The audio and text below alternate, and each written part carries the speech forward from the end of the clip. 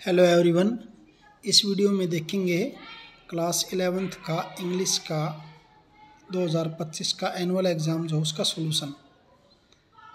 और इसके अंदर मेनली जो है हमने किया है वो अनसीन पैसेज हैं, वो यानी कि जो एमसीक्यू टाइप के क्वेश्चन हैं उनको सोल्व किया इसके अंदर।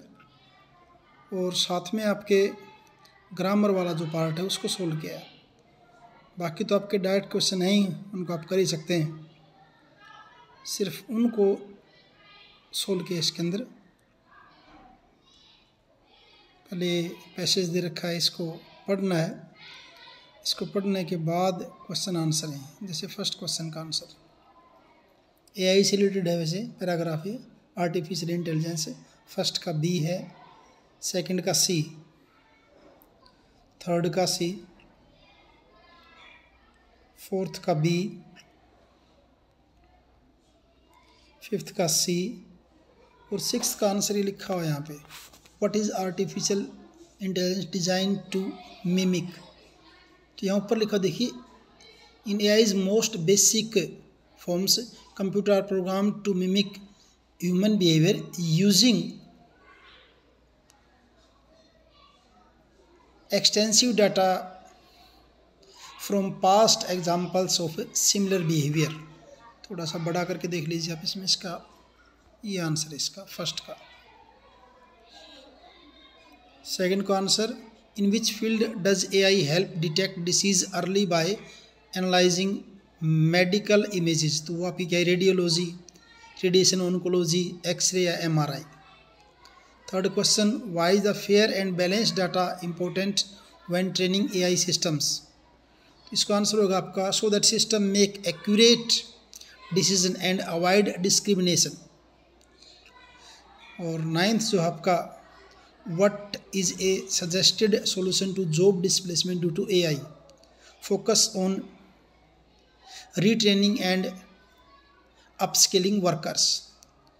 और tenth, what is one possible future concern about AI becoming too advance.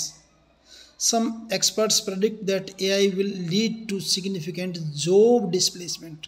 Job की डिस्प्लेसमेंट बहुत ज़्यादा हो सकती है इससे। फिर दूसरा पैराग्राफ है, पैराग्राफ क्या पूरा दे रखा है रीडिंग स्किल आपके लिए। इनको आपने रीड करना है पहले, उसके बाद इनसे रिलेटेड क्वेश्चन आंसर हैं आगे। इंग्लिश के बारे में कि इंग्लिश कैसे सीखी जा सकती है, क्या इंग्लिश की ज़रूरतें हैं, कहाँ काम आ सकती है। फर्स्ट का आंसर है बी, सेकंड का सी, थर्ड का बी, फोर्थ का सी, फिफ्थ का बी और सिक्स का लिखा है, this helps the students internalise the language. और seventh question, name an activity that helps improve listening comprehension in English, TV shows, listening English songs and podcast. Ninth, where can student join to practise English speaking comfortably, English speaking clubs. Name an app that provides interactive language practice, Duolingo और hello talk. उसके बाद आपका ये title देने वाला है question, आप इसको करेंगे।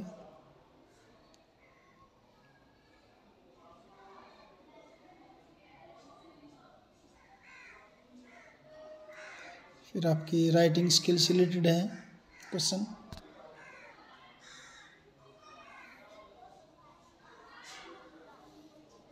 पैराग्राफ, एप्लीकेशन वगैरह। सेक्शन सी में ग्रामर है। फर्स्ट में I will pass, second we had reached, third में ही वांट्स। सेवंथ में इसमें बी पार्ट में फर्स्ट में आएगा ऑल, सेकंड में आएगा आइदर। और सी पार्ट में रेस्पेक्ट योर एल्डर्स का पैसिवाइज क्या बनेगा, your elders should be respected.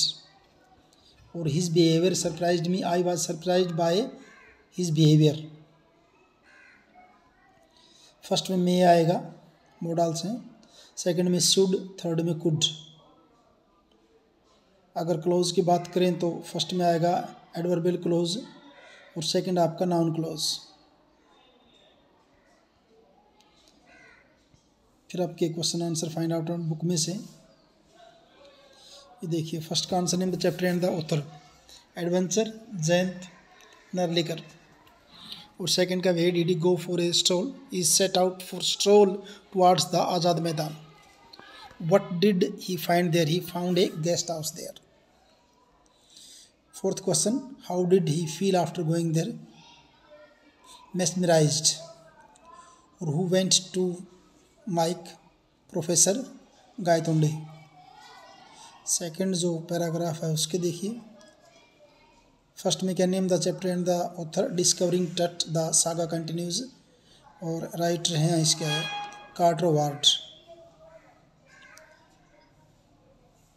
किसने, ये तो किसका क्या, और ऑथर का नाम लिख पाया यहाँ पे, कार्टर वार्ड हो जाएगा।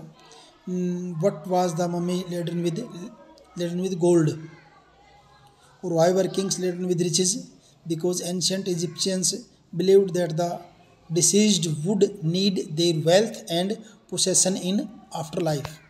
लाइफ के बाद भी उसको अपने वेल्थ की और अपने पोसेसन की जरूरत पड़ेगी।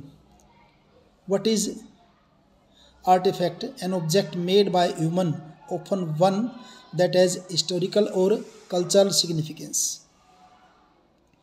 क्वेश्चन आपके 5 मार्क्स का। उसके बाद ये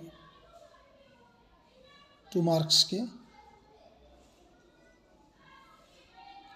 पोइट्री के अंदर फिर आपके देखिए, name the poem, a photograph, writer Shirley Toulson. Second का आंसर सी, थर्ड का आंसर डी, फोर्थ का आंसर बी, फिफ्थ का आंसर डी। दूसरा जो पोइम का दे रखा है आपके, पोइम आपकी चाइल्डहुड, और पोइट हैं इसके Marcus नेटन। When does the poet think he had deceased a child, after the age of 11, जब 11 साल की एज होगी तब। How did the poet feel about heaven and hell in child, बचपन में क्या सोचता था। The poet felt heaven and hell are real tangible places।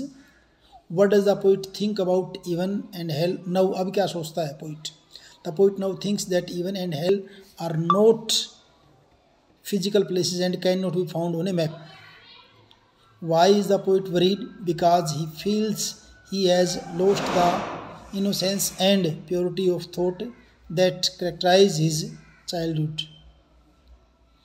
फिर आपके क्वेश्चन आंसर ये करने हैं आपको, सप्लीमेंट्री रीडर का दे रखा है।